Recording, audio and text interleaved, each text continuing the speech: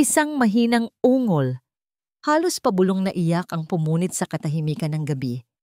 Agad na napabalikwas ng bangon si Deborah mula sa kanyang kama. Hindi yon yung malakas na iyak ng isang sanggol na nagugutom. Iyon ay tunog ng isang batang nahihirapan. Isang tunog na napakapamilyar sa kanya bilang isang pediatric nurse. Dali-dali siyang tumakbo palabas ng kanyang silid at patungo sa nursery ni Sofia sa kabilang pasilyo. Bawat hakbang niya ay puno ng kaba. Pagbukas niya ng pinto, isang tanawin ang sumalubong sa kanya na nagpatigil sa pagtibok ng kanyang puso.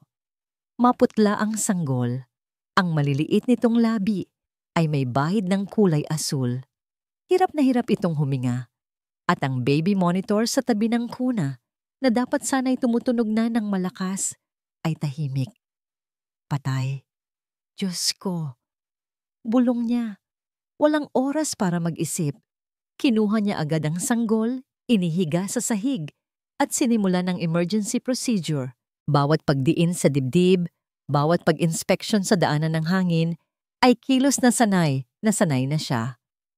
Ngunit ngayon, habang nakikita niya ang walang malay na mukha ni Sofia, naramdaman niya ang isang uri ng takot na hindi pa niya naramdaman dati. Hindi ito takot ng isang nurse para sa pasyente niya. Ito ay mas malalim, mas personal. Matapos ang ilang sandali na parang katumbas ng habambuhay, biglang umubo ng malakas si Sofia at humagulgol. Isang malakas. Malusog na iyak na para kay Deborah ay ang pinakamagandang musika sa buong mundo.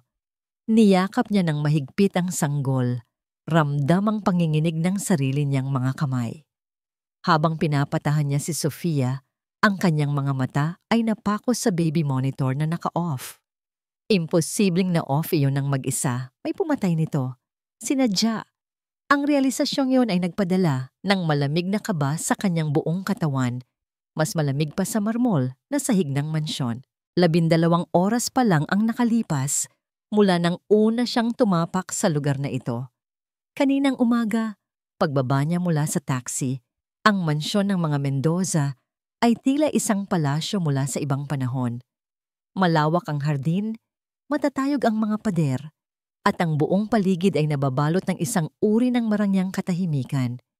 Ngunit sa pagpasok niya sa malaking pinto, ang katahimikang yon ay naging kalungkutan. Malamig ang hangin sa loob, at bawat tunog ay may alingaw-ngaw, na para bang ang bahay mismo ay nagluluksa. Sumalubong sa kanya ang may-ari ng bahay, si Sir Eduardo Mendoza, isang lalaking nasa mid-30s. Gwapo sana, pero baka sa kanyang mga mata, ang isang pighating hindi pa nalilimutan. Pagod ang kanyang mga balikat at ang kanyang boses ay mahina nang magsalita ito. Welcome to our home, Mrs. Santos. Salamat at nakarating ka ng ligtas. Ang mga salita ay magalang pero walang init. Tila ba galing sa isang taong matagal nang nakalimutan kung paano ngumiti. Bago pa man siya makasagot, isang babae ang lumabas mula sa isang silid. Nakasuot ito ng puting bestida, elegante at bagay na bagay sa mamahaling paligid. Ang kanyang buhok ay perpektong nakaayos at ang kanyang ngiti ay napakatamis. Hi! You must be Deborah. I'm Vanessa Menendez. Masiglang bati nito, sabay abot ng kamay. Pasensya ka na sa fiancé ko. Eduardo is still going through a lot. Sa isang iglap, nagbago ang atmosfera. Kung si Eduardo ay ang anino, si Vanessa ang liwanag. Siya ang kumausap sa mga katulong. Siya ang nagturo kay Deborah ng mga pasikot-sikot sa bahay. At siya ang nagpakita ng nursery. Ang silid ni Sofia ay perpekto. Mamahalin ang kuna, ang mga laruan, ang lahat. Ngunit nang makita ni Deborah ang sanggol sa unang pagkakataon, may napansin agad siyang kakaiba. Si Sofia ay isang magandang bata, kamukhang-kamukha ng larawan ng yumaong ina nito na nakita niya sa sala. Pero matamlay ito. Ang kanyang mga mata ay kulang sa sigla na karaniwan sa isang sanggol. She's a bit sickly, paliwanag ni Vanessa, na tila nabasa ang nasa isip niya. Mahina raw ang resistensya, sabi ng doktor. Kaya we need someone with a medical background, like you. Tumangulang si Deborah. Bilang isang nurse, natututunan niyang huwag magbigay ng opinyon hanggat hindi niya nakikita ang lahat ng datos. Nang dumating ang oras ng pagpapadede, kinuha ni Deborah ang bote para ihanda. Ngunit pinigilan siya ni Vanessa. Ako na, sabi nito na may matamis na ngiti. It's my way of bonding with her. Gusto kong maramdaman niyang ako ang pangalawang ina niya. Walang nagawa si Deborah kundi panoorin si Vanessa habang tinitimpla nito ang gatas. Maingat ang bawat galaw nito. Propesyonal. Ngunit nang iabot nito ang bote para pakainin si Sofia, isang malamig na sulyap ang nahuli ni Deborah sa mga mata ni Vanessa. Isang sulyap na tumagal lang ng 1 segundo pero sapat na para magtanim ng duda sa isip niya.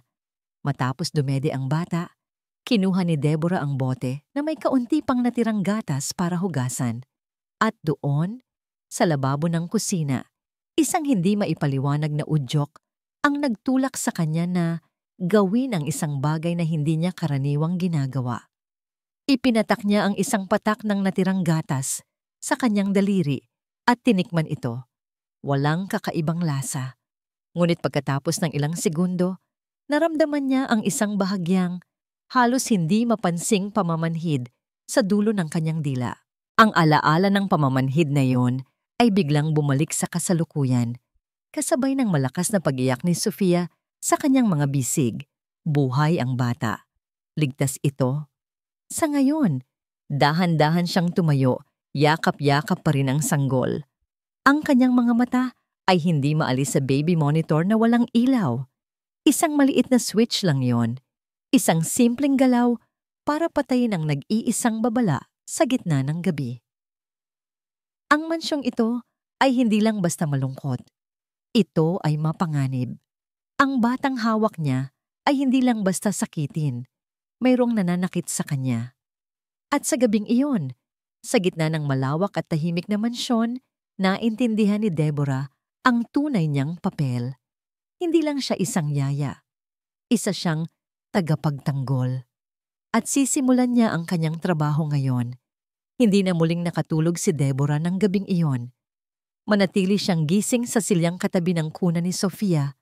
Ang kanyang mga mata ay hindi inaalis sa payapang mukha ng sanggol. Ang bawat paghinga nito ay tila isang himala. Ang bawat maliit na galaw ay isang katiyakan na buhay ito, na nailigtas niya ito. Ngunit kasabay ng ginhawa ay ang pag-aalab ng isang bagong damdamin sa kanyang puso. Galit. Isang malamig at tahimik na galit.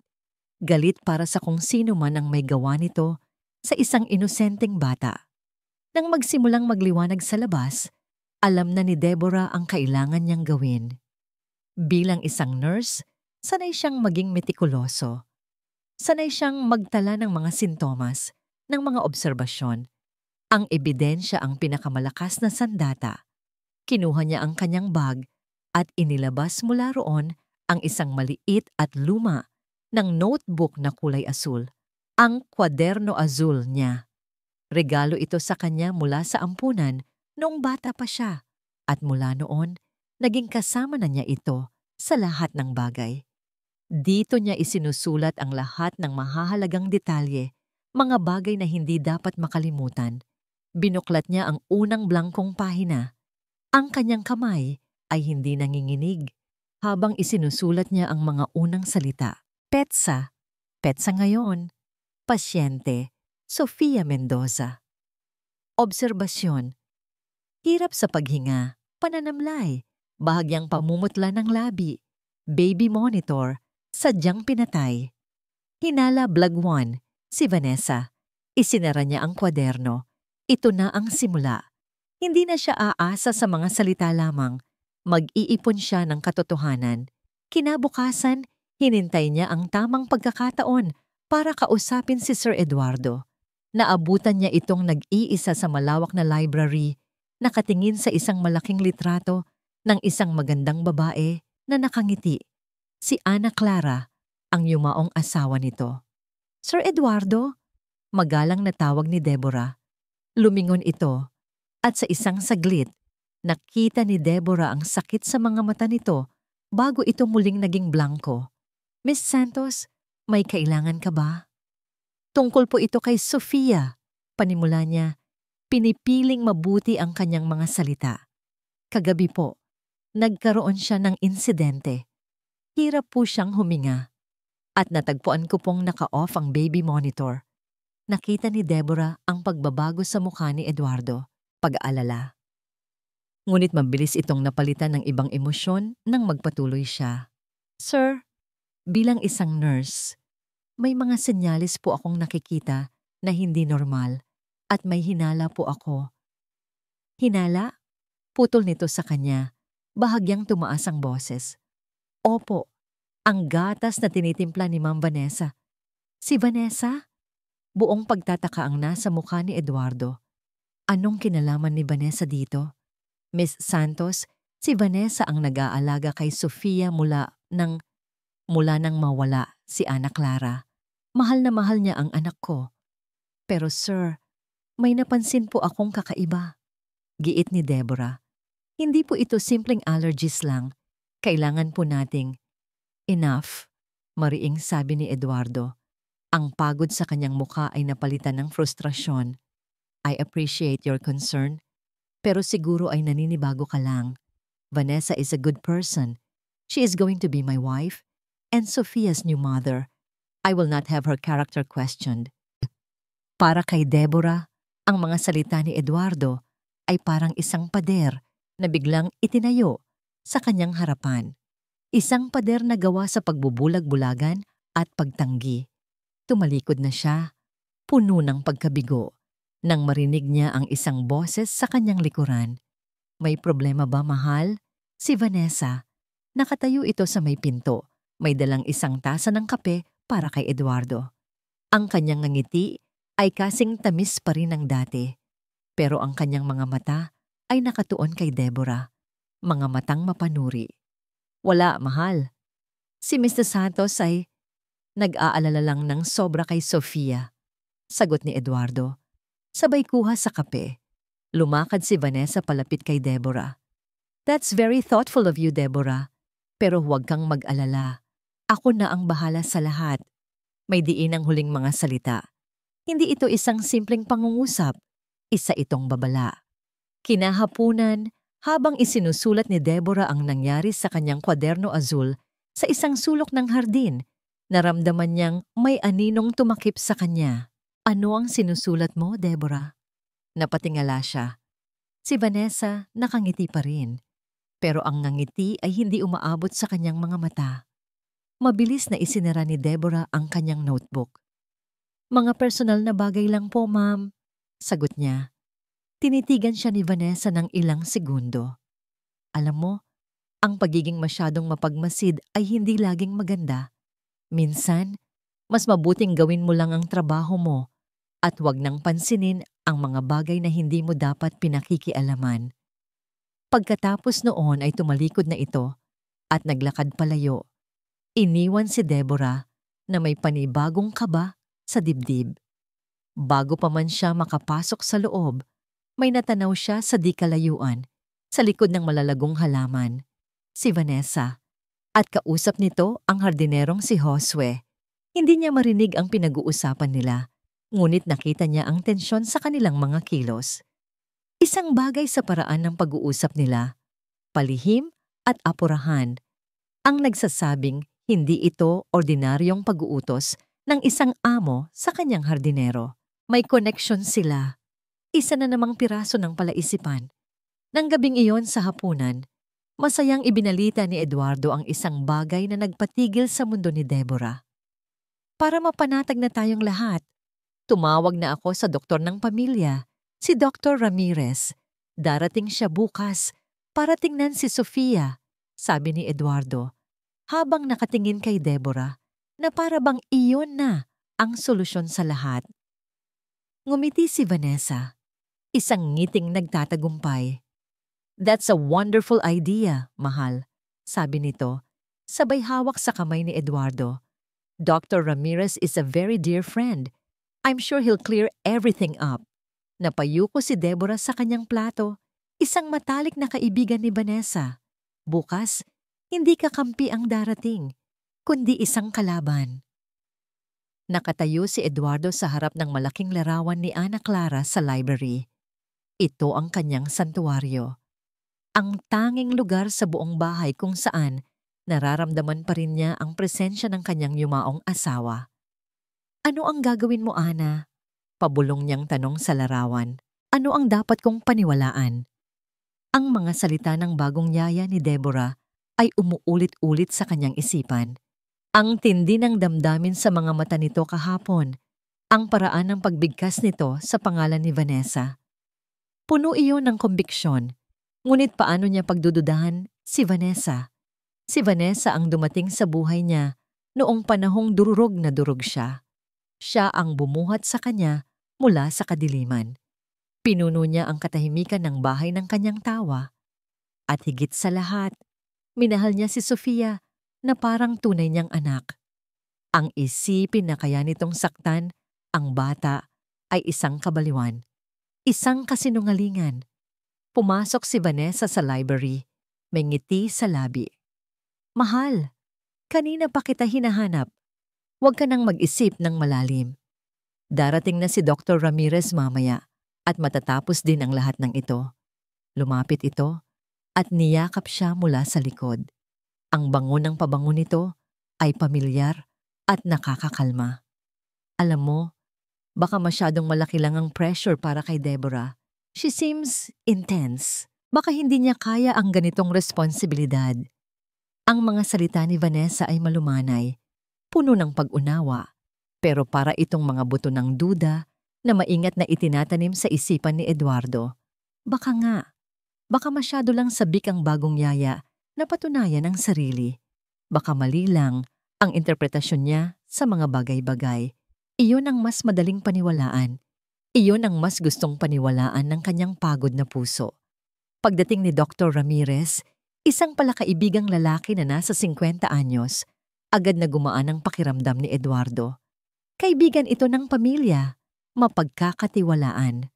Pumasok sila sa nursery kung saan nagbabantay si Deborah. Nagtama ang kanilang mga mata at nakita ni Eduardo ang pag-asa at pag-aabang sa mukha ng yaya. Sinuri ni Dr. Ramirez si Sofia. Ang pagsusuri ay mabilis at tila pangkaraniwan. Kinuhanan niya ito ng temperatura, pinakinggan ang dibdib, tinignan ang balat. Sa buong proseso, si Vanessa ay nasa tabi lang, nag-aalala at nagtatanong. So, what do you think, Richard? Tanong ni Vanessa. Ngumiti si Dr. Ramirez. It's a simple case of mild formula allergy. Nothing serious. Minsan, may mga sanggol talagang mas sensitibo. I'll prescribe some drops and she'll be fine in a few days. Gumuho ang pag-asa sa mukha ni Deborah. Pero Doc, paano niyo po ipapaliwanag ang hirap niya sa paghinga kagabi? At ang pagka-off ng baby monitor? Tumingin si Dr. Ramirez kay Deborah na may bahid ng pagtataka. Allergies can sometimes cause congestion, Miss Santos. As for the monitor, baka nag-glitch lang. These things happen. Pagkatapos ay bumaling ito kay Eduardo. Sometimes, new nannies can be a bit overly anxious. Ang stress nila na ipapasa sa bata. It's important to have a calm environment. Ang mga salitang iyon ang tumatak sa isipan ni Eduardo. Kalmadong kapaligiran. Iyon ang kailangan ng anak niya. Hindi ang tensyon na dala ng mga akusasyon. Pagkaalis ng doktor, pinatawag ni Eduardo si Deborah sa library. Nakatayo si Deborah sa kanyang harapan. Ang mga mata nito ay puno pa rin ng determinasyon. Nakikita ni Eduardo ang sinseridad dito. Pero ang sabi ng doktor, ang sabi ni Vanessa, mas matimbang ang mga yon. Miss Santos, panimula niya. Pilit pinatatatag ang kanyang boses. Narinig mo ang sinabi ng doktor. Allergies lang yon. Pero Sir Eduardo, hindi po ako naniniwala.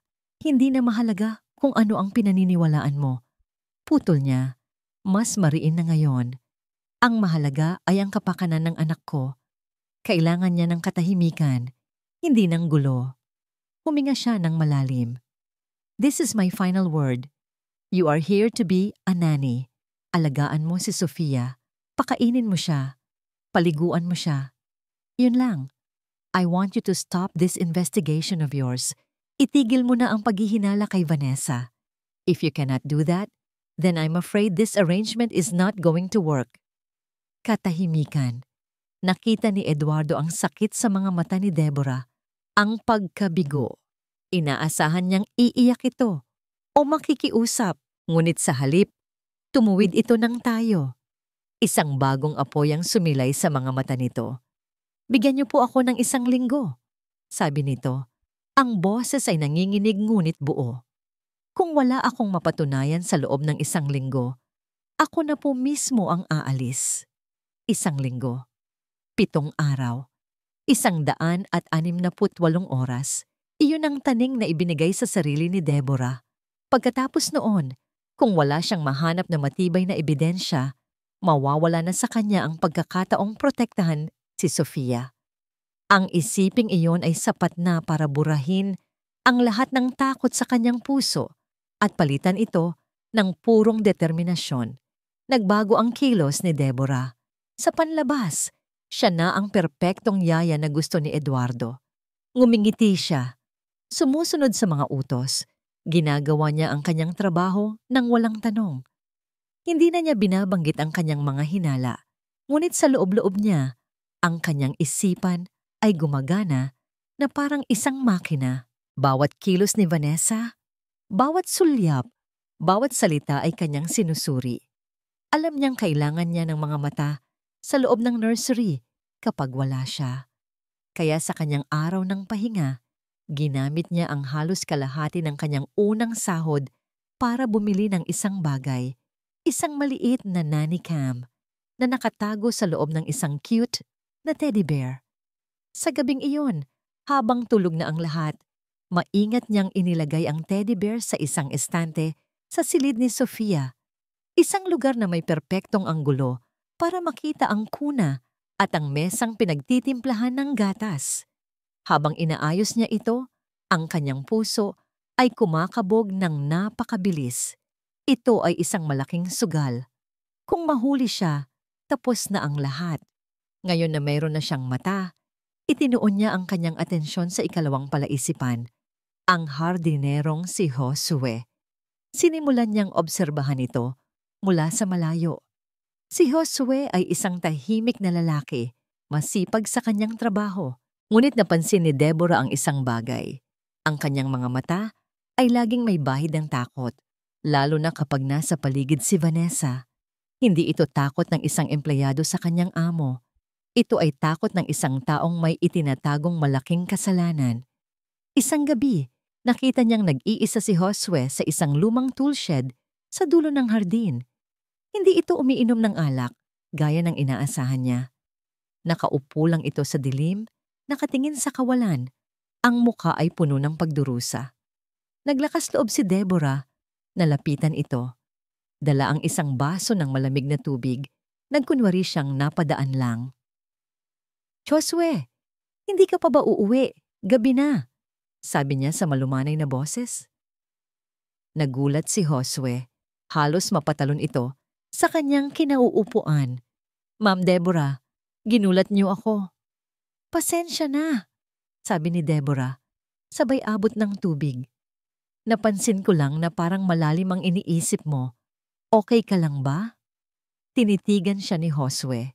Sa isang saglit, nakita ni Deborah ang pagnanais nitong magsalita, na mayroon itong gustong sabihin, ngunit mabilis itong nawala at napalitan ng pamilyar na takot. Okay lang po ako, ma'am. Pagod lang sa trabaho. Hindi na niya ito pinilit. Ngunit bago siya umalis, sinabi niya, kung may problema ka, tandaan mo na hindi lahat ng tao sa bahay na ito ay magkakapareho. Iniwan niya si Josue na may pagkalito sa mukha. Nagtanim siya ng isang buto. Sana ay tumubo ito. Ang pagkakataon na hinihintay niya ay dumating sa ika-4 na gabi. Nagkaroon ng isang mahalagang business dinner si Eduardo sa labas at si Vanessa ay sumama. Ito na ang pagkakataon. Alam niyang si Vanessa pa rin ang nagtimpla ng gatas ni Sofia bago sila umalis. Sa kalaliman ng gabi, habang mahimbing na natutulog si Sofia, kinuha ni Deborah ang memory card mula sa teddy bear. Nanginginig ang kanyang mga kamay habang isinasaksak niya ito sa kanyang lumang laptop. Pinindot niya ang play button. Ang unang bahagi ng video ay nagpapakita lang kay Deborah na nag-aalaga kay Sofia. Ngunit pagkatapos, pumasok si Vanessa sa silid. Ngumiti ito sa sanggol. Kinausap niya ito.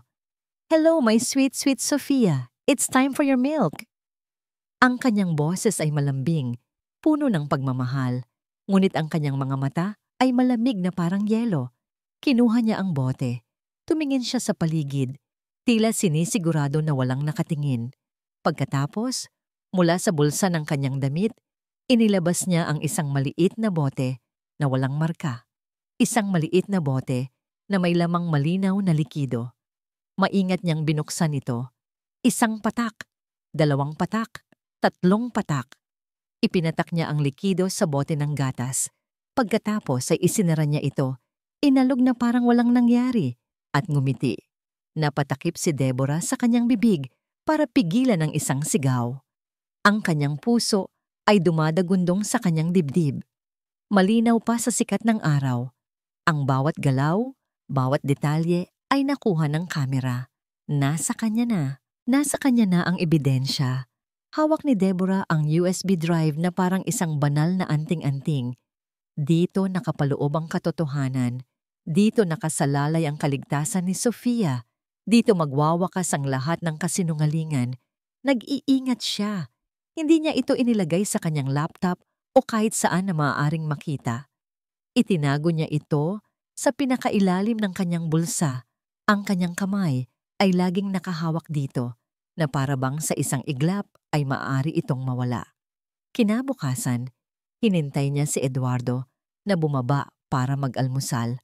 Kailangan niyang gawin ito ng tama. Kailangan naroon silang lahat. Kailangan makita ni Eduardo ang lahat gamit ang sarili niyang mga mata. "Sir Eduardo, Ma'am Vanessa," sabi niya sa formal at seryosong boses habang nagkakape ang dalawa sa dining hall. "Pwede ko po ba kayong makausap saglit sa library? May mahalaga po akong kailangang ipakita sa inyo. Tungkol po ito sa kalusugan ni Sofia." Nagkatinginan ang dalawa. Nakita ni Deborah ang pagod sa mga mata ni Eduardo na tila nagsasabing, "Hindi na naman sana ito isa sa mga hinala mo." Ngunit si Vanessa ay ngumiti lang. "Of course, Deborah. Kung para kay Sofia, kahit ano," sabi nito sa napakabait na boses. Pumunta sila sa library. Ang silid ay malawak at tahimik. Ang tanging maririnig ay ang mahinang tunog ng aircon. Umupo si Eduardo sa isang malaking leather na upuan sa likod ng kanyang mesa, habang si Vanessa naman ay tumayo sa kanyang tabi. Ang isang kamay ay nakapatong sa balikat ng lalaki na para bang nagbibigay ng suporta. Tumayo si Deborah sa kanilang harapan. Ang puso niya ay kumakabog sa halo-halong kaba at pag-asa. "Ito na." "Sir, alam kong mahirap itong paniwalaan," panimula niya. Pilit na pinatatatag ang kanyang boses. "Pero may ebidensya po ako na may naglalagay ng kung ano sa gatas ni Sofia. At nakuha ko po ito sa video." Nakita niya ang pagkunot ng noo ni Eduardo. Si Vanessa naman ay napahawak sa kanyang bibig. Ang mga mata ay nanlalaki sa kunwaring pagkabigla. "Ano, Deborah, sigurado ka ba sa sinasabi mo?" Hindi sumagot si Deborah. Sa halip, dahan-dahan niyang inilabas ang maliit na USB drive mula sa kanyang bulsa. "Nandito po ang lahat." Iniabot niya ito kay Eduardo. Nag-alinlangan muna ang lalaki bago ito kinuha. Ang mga mata nito ay nagpapalipat-lipat mula sa USB patungo sa mukha ni Deborah na para bang sinusubukan nitong basahin kung nagsasabi ba siya ng totoo. Isinaksak ni Eduardo ang USB sa computer na nasa kanyang mesa. Ilang sandali, lumabas sa malaking monitor sa dingding ang video feed mula sa teddy bear. Pinigil ni Deborah ang kanyang paghinga. Nagsimula ang video. Ito nga ang kuha mula sa silid ni Sofia. Ngunit iba ang eksena. Sa screen, nakita nila si Deborah na buhat-buhat si Sofia. Kinakantahan niya ito ng isang uyayi, malumanay na tinatapik ang likod, isang eksena ng perpektong pag-aalaga. Pagkatapos ng ilang minuto, natapos ang video. Iyon lang, isang nakabibinging katahimikan ang bumalot sa silid. Hindi, pabulong na sabi ni Deborah. Ang kanyang utak ay pilit na pinoproseso ang nangyayari. Hindi ito yon. May isa pang file. Anong ibig sabihin nito, Eduardo? Nabasag ang boses ni Vanessa. Nagsimula itong umiyak. Mga luhang dahan-dahang pumatak sa kanyang pisngi. Bakit? Bakit niya ito? Bakit niya ito ginagawa sa atin? Humagulgol si Vanessa. Lumingon ito kay Eduardo na puno ng luha ang mga mata na para bang siya ang tunay na biktima. Sinusubukan kong maging mabuti sa kanya, sa inyo. Anong nagawa kong masama? Natulala si Deborah. Nanlamig ang buo niyang katawan. Hindi! Hindi yan yun! Pinalitan niya. May iba pang file. Desperado niyang sabi. Lumapit sa mesa at sinubukang hawakan ng mouse. Teka, hahanapin ko. Tama na, Deborah. Sigaw ni Eduardo. Ang boses niya ay parang kulog sa loob ng tahimik na silid. Puno ito ng sakit at galit. Anong laro ito? Ano ang gusto mong palabasin? Sir, maniwala kayo sa akin. May nakita ako. Inilagay niya. Eduardo. Muling nagsalita si Vanessa. Ang boses ay nanginginig at pabulong na para bang takot na takot itong magsalita. May sasabihin sana ako sa'yo. Ayoko lang sanang palakihin. Lahat ng atensyon ay napunta kay Vanessa. Kahapon, nakita ko si Deborah malapit sa mga gamit ni Sofia. May hawak siyang isang maliit na bote. Akala ko gamot niya lang, kaya hindi ko pinansin. Sabi nito, bawat salita ay maingat na binitiwan para magtanim ng lason. Hindi ko akalain na nagagawa siya ng ganitong kwento para pagbintangan ako. Parang binuhusan ng malamig na tubig si Deborah. Isang patibong. Ito ay isang perpektong patibong. Tumingin si Eduardo kay Deborah. Ang kanyang mga mata ay nanlilisik ngayon sa hinala. Deborah, anong bote ang sinasabi niya? Wala. Nagsisinungaling siya. Sir, isa itong palabas. Halos pasigaw na sabi ni Deborah. Ang kanyang boses ay basag na sa pagkabigo. Kung gayon, para matapos na ang lahat ng ito, sabi ni Eduardo sa isang malamig at mapagpasya na tono. Ilabas mo ang laman ng bag mo. Ngayon, walang pag-aalinlangan na kinuha ni Deborah ang kanyang handbag. Wala siyang itinatago. Ano ang makikita nila? Binuksan niya ito at itinumba ang lahat ng laman sa makintab na mesa ni Eduardo. Isang pitaka, isang suklay, lipstick, isang maliit na bote ng alcohol, at isang maliit na bote ng pamatak sa mata, eye drops. Napako ang tingin ng lahat sa maliit na boteng iyon. Iyan, sabi ni Vanessa, sabay turo. Iyan ang nakita kong hawak niya. Hindi sa akin yan, sigaw ni Deborah. Ang pagtanggi niya ay puno ng desperasyon. Hindi ko alam kung paano yan napunta dyan. Itinanim niya lang yan. Ngunit huli na ang lahat. Sa mga mata ni Eduardo, ang lahat ay nagkadugtong-dugtong na. Ang baliw na akusasyon, ang pekeng video, at ngayon, ang ebidensya. Ang kwento ni Vanessa ay perpektong nabuo. Ang kwento ni Deborah ay gumuho na parang kastilyong buhangin. Tumayo si Eduardo. Ang mukha niya ay walang emosyon na mas nakakatakot pa kaysa sa galit. Tumingin siya kay Deborah, hindi bilang isang amo sa kanyang empleyado, kundi bilang isang hukom sa isang nasasakdal na napatunayang nagkasala. Ang kanyang mga salita ay mabagal, malinaw, at bawat isa ay parang isang punyal na tumusok sa puso ni Deborah. Patawad, Deborah, pero kailangan mo nang umalis. Ngayon din. Ang mga salita ni Eduardo ay hindi lang bumagsak sa kanyang mga balikat, kundi bumaon sa kanyang kaluluwa. Kailangan mo nang umalis. Ngayon din, walang nagawa si Deborah kundi sundin ang utos. Naglakad siya pabalik sa kanyang silid. Bawat hakbang ay mabigat at puno ng pagkabigo. Para siyang isang sundalong natalo sa digmaan, pinalaya sa larangan ng walang karangalan. Ang bawat gamit na nilalagay niya sa kanyang maleta ay tila nagpapaalala sa kanyang kabiguan. Sofia, ang pangalan ng bata, ay umuulit-ulit sa kanyang isipan. Paano na ang inosenteng sanggol? Sino na ang magtatanggol sa kanya laban sa halimaw na si Vanessa? Wala na. Wala na siya. Habang nagliligpit siya, nakita niya ang kanyang luma ng kwaderno azul sa ibabaw ng kanyang mesa. Ang mga pahina nito ay puno ng kanyang mga obserbasyon, kanyang mga hinala, kanyang mga pag-asa. Ngayon, para itong isang talaarawan ng kanyang kabiguan. May pumatak na luha sa isang pahina, lumabo ang isinulat niyang petsa. Napakasakit. Sa sobrang pagmamadali, nalaglag sa kanyang kamay ang kwaderno. Gumulong ito sa sahig at nagtuloy-tuloy papunta sa ilalim ng isang lumang karton na kahon na nakalagay sa sulok ng silid. Mukhang mga lumang gamit ito na nakalimutan na ng mga katulong. Tumayo si Deborah at lumapit sa kahon. Nang kukunin niya ang kanyang kwaderno, napansin niya ang mga laman ng kahon. Ito ay puno ng mga lumang gamit. Mga lumang libro, mga panyo, isang pares ng sapatos ng babae. Lahat ay tila personal, mga gamit na nakalimutan na. Ang kanyang mata ay napako sa isang bagay. Isang maliit na kahon na kulay tsokolate, gawa sa kahoy. May disenyo itong rosas sa ibabaw.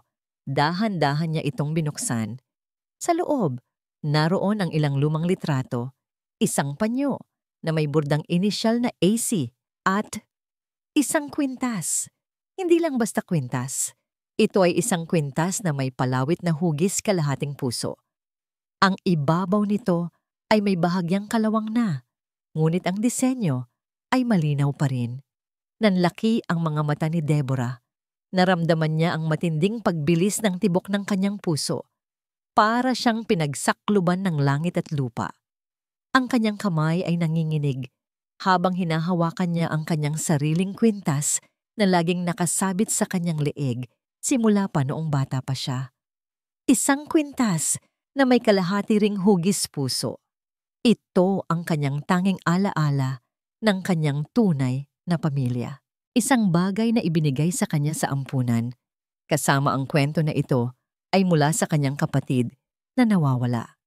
Dahan-dahan niyang inilapit ang dalawang kalahating puso. Nag-click ang mga ito. Nagmamatch, perpekto. Isang matinding pagkabigla at pighati ang bumalot sa kanya. Hindi ito posible. Naglakad siya papunta sa mesa, kinuha ang isa sa mga litrato sa loob ng kahon. Litrato ito ni Ana Clara, ang yumaong asawa ni Eduardo. Ang ina ni Sofia. Tinitigan niya ang mukha sa litrato, ang mga mata, ang nangiti. Bigla, parang isang kidlat na bumalik sa kanyang isipan ang isang lumang alaala. Isang maliit na batang babae na may mga matang malungkot na nakatingin sa kanya. Isang sunog, mga boses na sumisigaw, isang maliit na kamay na pinakawalan niya. Ana Clara. Siya ang nawawala niyang kapatid. Naramdaman niya ang pag-init ng kanyang mga mata. Isang butil ng luha ang pumatak sa kanyang kamay. At kasabay nito, isang matinding sakit ang gumapang sa kanyang dibdib. Hindi lang basta kaibigan ang nawala kay Eduardo.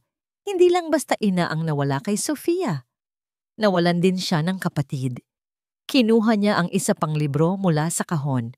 Isang luma ng notebook na may takip na may disenyo ng mga bulaklak. Ang kanyang mga kamay ay nanginginig habang binubuklat niya ito. Ito ay isang personal na talaarawan. Ang sulat kamay ay magkapareho sa sulat sa mga lumang drawing sa kanyang kwaderno azul. Ang mga drawing na ginawa ng kapatid niya noong bata pa sila. Ito nga ang talaarawan ni Ana Clara. Binuklat niya ang mga pahina, binasa ang bawat salita, mga alaala, mga pangarap, mga pagmamahal. At pagkatapos, sa mga huling pahina, nagsimulang magbago ang tono mula sa kaligayahan, naging pag-aalala. Hanggang sa isang pahina, sa pinakahuli, nabasa niya ang isang pangungusap na nagpatindig sa kanyang balahibo. Petsa, 1 linggo bago ang aksidente ni Ana Clara. May hinala ako kay V.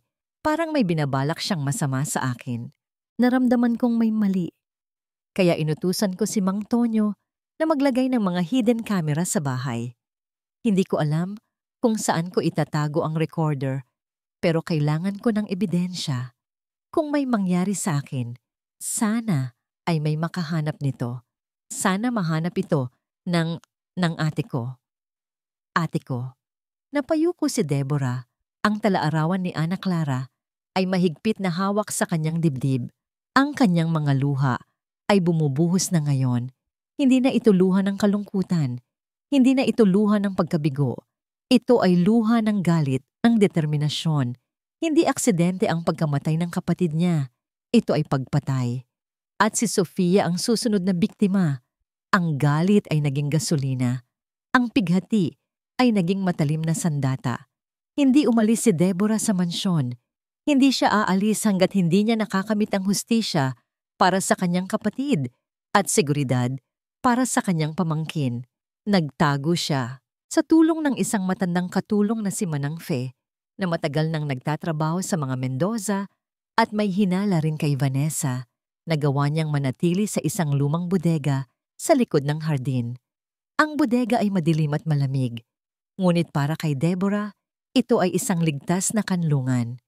Sa ilalim ng ilaw ng isang lumang flashlight, binasa niya ng paulit-ulit ang talaarawan ni Ana Clara.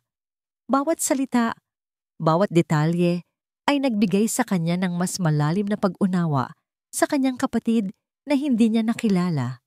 Si Ana Clara ay hindi lang basta isang ina at asawa. Siya ay isang babaeng matalino, mapagmasid, at puno ng pagmamahal. Nakita niya ang pagbabago kay Vanessa mula sa pagiging matalik na kaibigan hanggang sa pagiging isang anino ng pagtataksil. Petsa, 3 buwan bago ang aksidente. Iba na si Vanessa. Iba ang tingin niya kay Eduardo. Iba ang tingin niya kay Sofia. Minsan, nahuli ko siyang nakangiti habang pinagmamasdan ng gatas ni Sofia. Nagpapalaki ako ng mga bagay-bagay? O sadyang may masama lang siyang binabalak? Ang mga pahina ay nagpatuloy na nagdedetalye ng maliliit na insidente. Isang basag na vase, isang nawawalang gamit, isang kakaibang tawag sa telepono. Mga bagay na tila walang kinalaman, ngunit sa mata ni Ana Clara ay senyales ng isang mas malaking banta. Hanggang sa dumating ang huling entry, bago ang katapusang nakita ni Deborah. Petsa, 5 araw bago ang aksidente. Nakumpirma ko, hindi ako baliw. May gusto si Vanessa na masama. Naglagay ako ng mga kamera sa bahay. Walang nakakaalam, walang nakakakita. Kailangan ko ng ebidensya para protektahan ang pamilya ko. Ang recorder, saan ko itatago? Sa isang lugar na si ate lang ang makakahanap. Si ate. Niyakap ni Deborah ang talaarawan sa kanyang dibdib, ang kanyang ate. Pinaniwalaan siya ni Ana Clara. Pinagkatiwalaan siya. Ngayon, ang tanong ay, saan itinago ni Ana Clara ang recorder? Ang mga salitang, sa isang lugar na si ate lang ang makakahanap ay umuulit-ulit sa kanyang isipan. Ano ang ibig sabihin yon?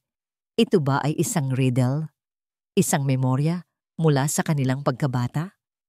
Iniisip ni Deborah ang kanilang nakaraan, ang kanilang pagkabata sa ampunan, bago sila nagkahiwalay. Ang kanilang paboritong laro ay ang pagtatago ng mga treasure at pagbibigay ng mga clues sa isa't isa. Mahilig silang maglaro sa hardin ng ampunan sa ilalim ng isang malaking puno ng mangga. Hardin. Biglang lumiwanag ang isipan ni Deborah. Ang hardin. Hindi ang hardin sa mansyon, kundi ang lumang hardin sa likod. na hindi na gaanong inaalagaan. Mayroong isang lumang bahagi ng hardin na puno ng mga estatwa at fountain na minana pa raw ng mga Mendoza sa kanilang mga ninuno. Si Ana Clara, mahilig daw pumunta doon at naalala niya ang isang partikular na estatwa. Isang estatwa ng isang anghel na may malawak na pakpak. Isang malaking anghel na gawa sa puting marmol. Noong isang araw, habang binabasa ang talaarawan ni Ana Clara, may nabasa siyang isang lumang tula na isinulat ng kanyang kapatid. Sa ilalim ng pakpak ng anghel na puti, naroon ang katotohanan, nakatago sa takip. Ang puso ng bato may lihim na dala para sa minamahal, buhay ang kalinga. Ang puso ng bato, bulong ni Deborah. Naglakad siya palabas ng bodega. Ang flashlight ay mahigpit na hawak. Ang mga anino ng gabi ay humaba sa kanyang harapan, ngunit wala siyang takot. Ang bawat hakbang ay puno ng layunin. Naglakad siya patungo sa lumang hardin. Ang mga dahon ay kumakaluskos sa bawat hakbang niya. Ang simoy ng hangin ay tila nagbubulong ng mga lumang kwento. Naroon ang mga lumang estatwa na tatakpan ng lumot at mga dahon. At doon, sa gitna, naroon ang malaking estatwa ng anghel. Inilawan niya ang base ng estatwa. Ito ay gawa sa isang malaking blok ng marmol. Sa bandang ibaba, mayroon itong isang maliit, halos hindi makita, na hiwa. Isang bahagi na tila maaaring buksan. Naglabas si Deborah ng isang maliit na suklay mula sa kanyang bulsa at maingat na ipinasok sa pagitan ng hiwa. Dahan-dahan niya itong inikot. May narinig siyang mahinang click. Isang bahagi ng base ng estatwa ay dahan-dahang bumukas. Lumantad ang isang madilim na butas sa loob.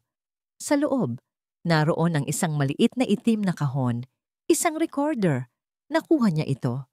Ngayon, kailangan niya lang ng paraan para makapasok muli sa mansyon, para maipakita ito kay Eduardo, at para tapusin ang dapat sana'y ginawa na matagal na.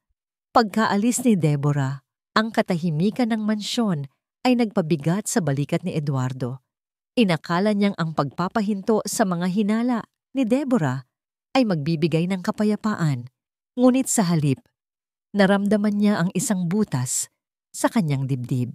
Isang butas na hindi napunan ng presensya ni Vanessa. Palagi itong naroon. Ang kanyang magandang fiancé, laging nakangiti, laging nag-aalala.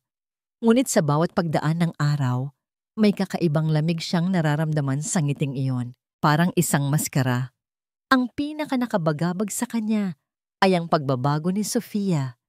Hindi bumuti ang kalagayan ng bata. Sa katunayan, tila mas naging matamlay pa ito. Ang kanyang mga mata ay madalas na nakatingin sa pinto, tila naghihintay sa isang taong hindi na babalik. Isang hapon, habang naglalaro siya kasama si Sofia, hindi sinasadyang nabanggit ng bata ang isang pangalan. Deb-Deb, pabulong na sabi ni Sofia, sabay turo sa pinto. Napatigil si Eduardo. Deb-Deb? Si Deborah? Tumango ang bata at sa isang iglap, nakita ni Eduardo ang lungkot sa mga mata nito. Isang lungkot na hindi niya inaasahan mula sa isang maliit na bata. Ang tunog ng pangalan ni Deborah mula sa bibig ng kanyang anak ay parang isang suntok sa kanyang dibdib. Bakit niya pinaniwalaan ang lahat ng sinabi ni Vanessa? Bakit niya pinili na ipagtanggol ang isang taong hindi naman ang ina ng anak niya? Ang damdamin ng pagsisisi ay dahan-dahang gumapang sa kanya. Kinahapunan, habang pilit na inililibang si Sofia, napansin niya ang isang bagay sa ilalim ng kuna. Isang maliit na notebook na kulay asul. Ang kwaderno azul ni Deborah. Siguro ay nalaglag ito mula sa bag ng yaya noong gabing umalis ito. Pinulot niya ito. Kung tutuusin, dapat ay itinapon na lang niya. Ngunit may isang hindi maipaliwanag na puwersa ang nagtulak sa kanya na buksan ito. Ang unang pahina ay may petsa at ang pangalan ni Sofia. At pagkatapos, ang mga obserbasyon, mga sintomas. At ang isang salitang nakasulat sa dulo, hinalablag ng Don Juan, si Vanessa.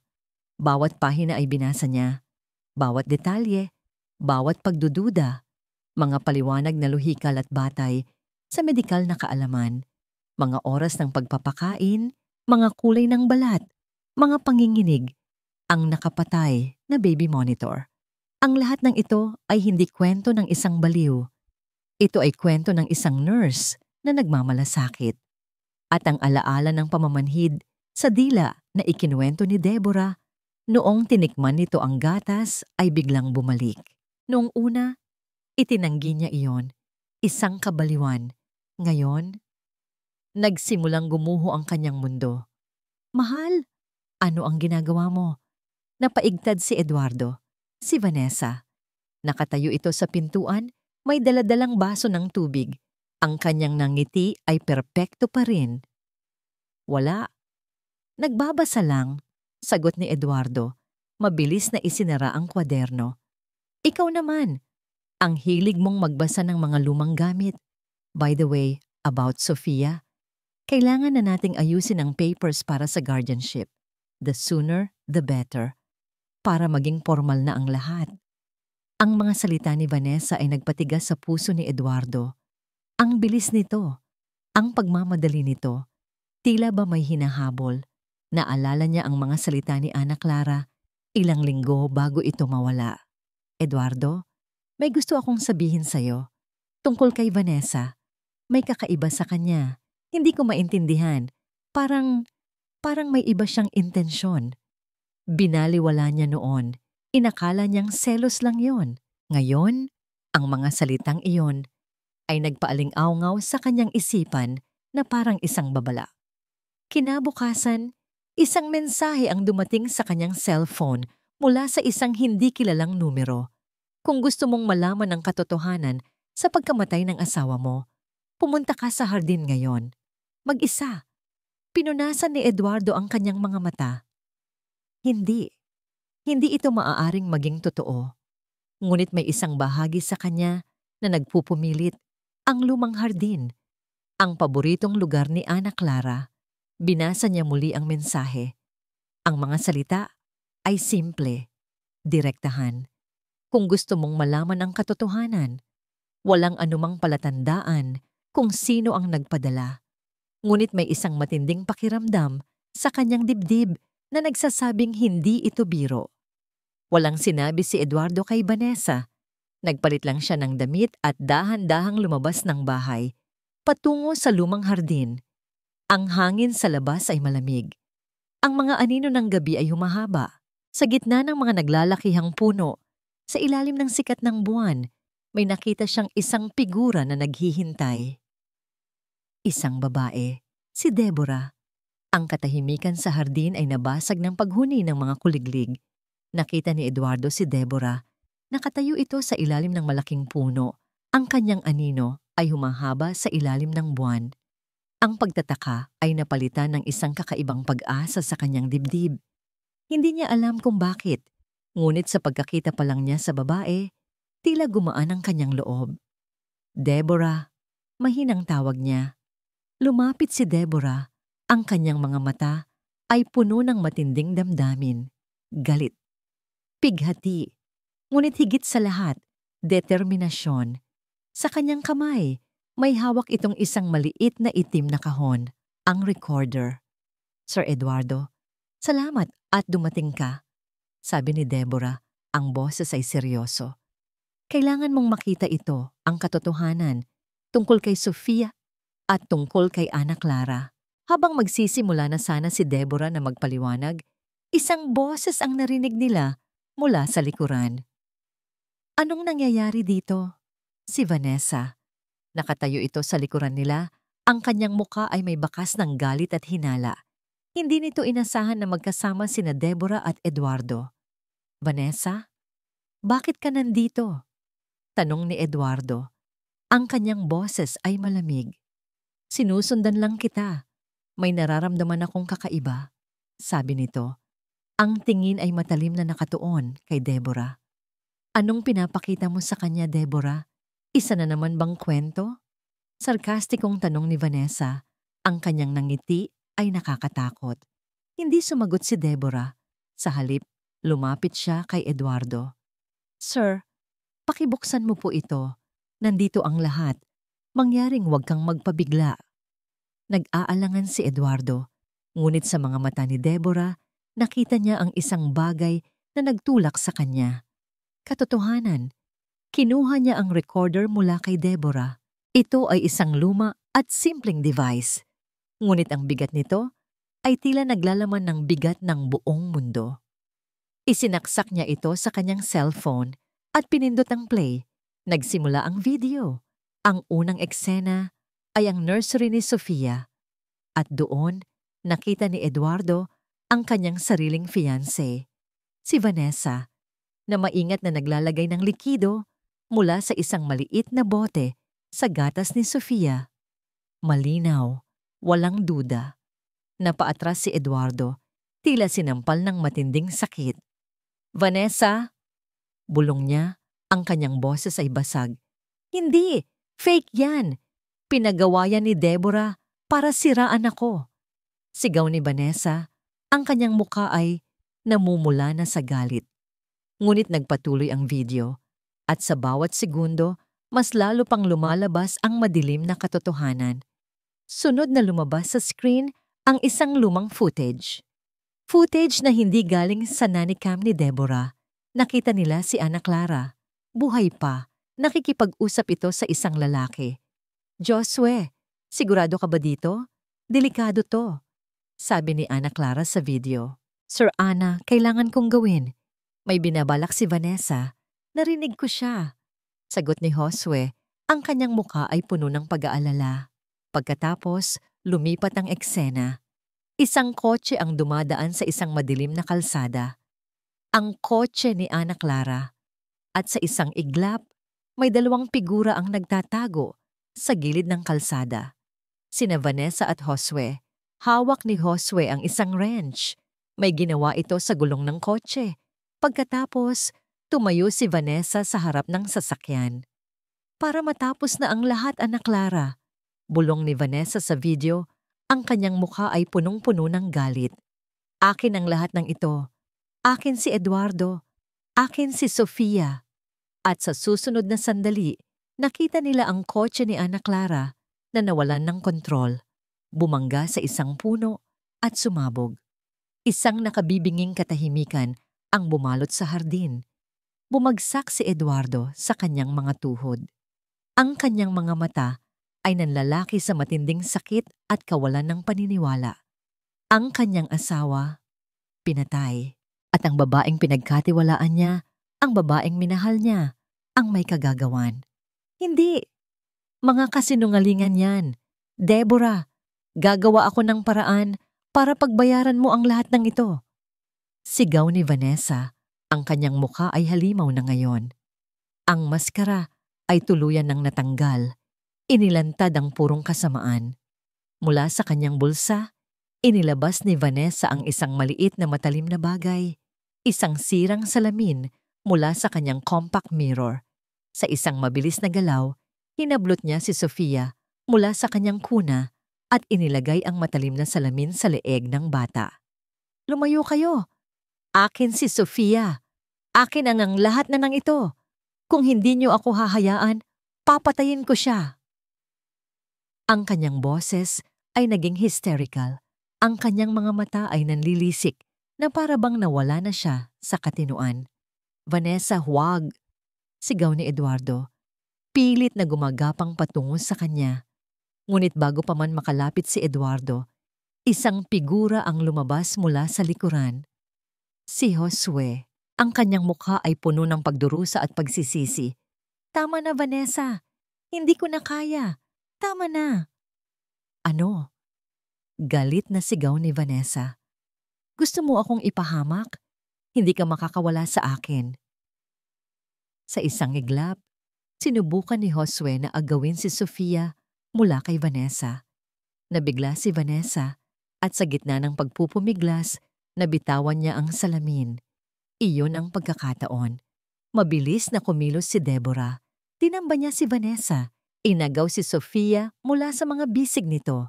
Ang matinding pagmamahal para sa kanyang pamangkin ay nagbigay sa kanya ng lakas.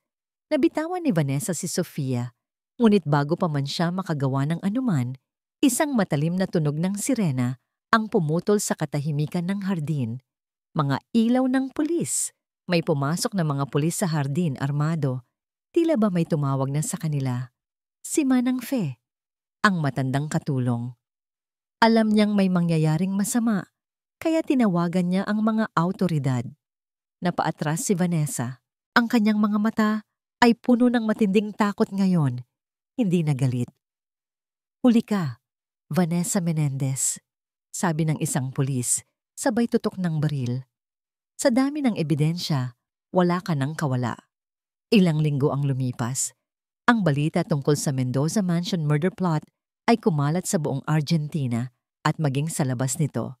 Ang pangalan ni Vanessa Menendez ay naging simbolo ng kasamaan at kasakiman. Si Josue ay sumuko at nagbigay ng buong testimonya na nagpatunay sa lahat ng ebidensya. Pareho silang nahaharap sa mahabang sentensya sa bilangguan. Sa mansyon ng mga Mendoza, bumalik ang katahimikan. Ngunit iba na ang katahimikan ngayon. Hindi na ito ang malamig at malungkot na katahimikan na bumabalot sa bahay dati. Ito ay katahimikan ng kapayapaan.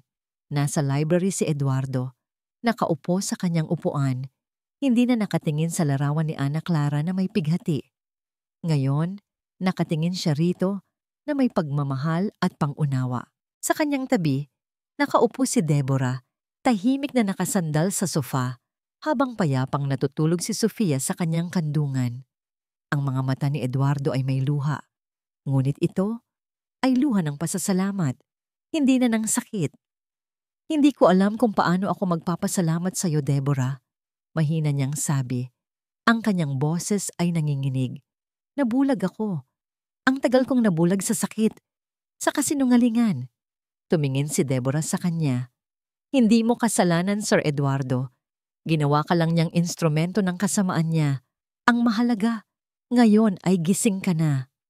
Kung hindi ka dumating, Deborah, kung hindi mo natuklasan ang lahat, I cannot imagine. Nandito ako para sa ate ko," sabi ni Deborah. Ang kanyang boses ay puno ng pagmamahal.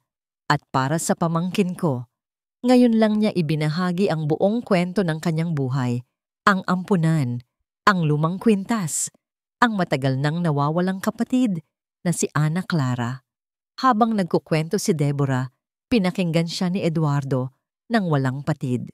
Ang mga piraso ng palaisipan ay dahan-dahang nagkadugtong. Ang dahilan kung bakit pakiramdam niya ay may kakaiba sa Deborah noon, ang matinding koneksyon nito kay Sofia. Ang dahilan kung bakit hindi ito sumuko. Kaya pala, bulong ni Eduardo, tumitingin sa lumang kwintas na nakasabit sa leeg ni Deborah. Naramdaman na ni Ana Clara, noon pa man, ang pagdating mo, ang ate niya.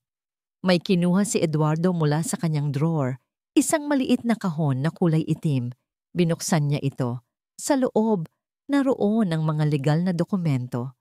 "Gusto kong manatili ka, Deborah," sabi niya. Ang kanyang mga mata ay nagmamakaawa.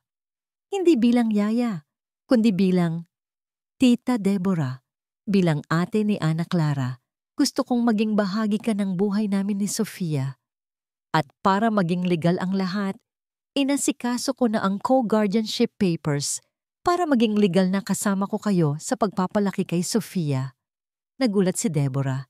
Hindi niya inasahan ito. Isang pamilya, isang totoong pamilya. Tumingin siya sa natutulog na si Sofia. Ang maliit nitong kamay ay nakahawak sa kanyang daliri. Ang init ng katawan nito ay nagbigay sa kanya ng isang uri ng kapayapaan na hindi pa niya naramdaman kailanman. Niyakap niya si Sofia ng mahigpit. "Hindi kita iiwan, Sofia. Hinding-hindi." Sa gabing iyon, sa loob ng library, sa ilalim ng larawan ni Ana Clara, 2 tao ang nagsimulang maghilom mula sa matinding sakit. 2 puso na pinaglapit ng trahedya, ngunit pinagbigkis ng pagmamahal at ng isang bagong pag-asa. Ilang buwan pa ang lumipas. Ang mansyon ng mga Mendoza ay hindi na ang tahimik at malamig na bahay na minsan nang pinaninirahan ng kalungkutan. Ngayon, napuno na ito ng buhay, ng kulay, at ng masayang tunog ng isang bata. Ang mga corridors ay hindi na nag-iisa. Ngayon, naririnig na ang mahinang tunog ng maliliit na paa na tumatakbo at ang masiglang tawa ni Sofia na umaalingaw-ngaw sa bawat sulok. Para kay Deborah, ang bawat araw ay isang bagong pagtuklas. Ang kanyang dating pagiging metikuloso at medikal na pagtingin sa mga bagay ay napalitan ng isang malalim at malambot na pagmamahal. Hindi na siya isang yaya, siya na si Tita Deborah. Isang umaga, habang naglalaro sila sa malawak na hardin, nakita ni Deborah ang isang bagay na nagpainit sa kanyang puso. Nagsimulang tumayo si Sofia. Matatag ang kanyang maliliit na paa. Dahan-dahan itong humakbang. Isang hakbang, dalawang hakbang. "Tita, Deb-Deb," sabi ng bata. Ang kanyang maliliit na braso ay nakalahad. Pumatak ang luha sa mga mata ni Deborah. "Anak ko," bulong niya, sabay yakap sa bata. Ito ang simula. Ang simula ng maraming unang beses. Si Eduardo na abala sa pagtatanim ng bagong rosas sa hardin na minsan nang inalagaan ni Ana Clara ay napangiti. Ang kanyang muka ay hindi na bakas ang pighati. Ang kanyang mga mata ay naglalaman na ng pag-asa. Lumapit siya kina Deborah at Sofia, yumuko at hinalikan ng noo ng bata. Ang bilis lumaki ng aking munting prinsesa. Si Deborah at Eduardo ay naging magkatuwang sa pagpapalaki kay Sofia. Ang kanilang relasyon ay lumalim, nagiging isang pundasyon ng paggalang, pagkakaibigan, at isang hindi maipaliwanag na koneksyon. Pinag-uusapan nila ang lahat, mula sa pagpapalaki ng bata hanggang sa mga pangarap nila sa buhay. Ang dating malamig na mansyon ay naging isang tunay na tahanan. Isang araw, bumisita sila sa puntod ni Ana Clara. Hindi na sila pumunta roon na may luha at pighati. Sa halip, dala nila ang mga sariwang bulaklak at mga ngiti. "Mahal kong ate," pabulong na sabi ni Deborah, inilalagay ang mga bulaklak sa puntod. "Ligtas na si Sofia at nakahanap na ako ng pamilya. Salamat sa'yo. Salamat sa lahat." Naramdaman niya ang kamay ni Eduardo sa kanyang balikat. Tumingin siya sa lalaki at sa isang iglap, nagtagpo ang kanilang mga mata. Isang kislap, isang kilig, isang tanong na hindi na kailangan pang sabihin. Ang hardin ay puno ng sikat ng araw. Ang mga bulaklak ay sariwa. Ang hanging umiihip ay nagdadala ng amoy ng pag-asa. Si Eduardo ay tumingin kina Deborah at Sofia. Ang dalawang pinakamahalagang babae sa kanyang buhay, ang isang nawala at ang dalawang natagpuan. Niyakap ni Deborah si Sofia. Ang kanyang puso ay puno ng kagalakan at kapayapaan. "Nandito na si tita, anak," bulong niya sa tainga ng bata, habang yakap-yakap ito ng mahigpit. "Hindi kita iiwan, hinding-hindi." Ang bawat pagsubok ay nagpatibay sa kanila. Ang bawat kasinungalingan ay nagbigay daan sa katotohanan. Ang bawat sakit ay nagtapos sa paghilom. At sa wakas, sa loob ng dating malungkot na mansyon, natagpuan nila ang tunay na kahulugan ng tahanan.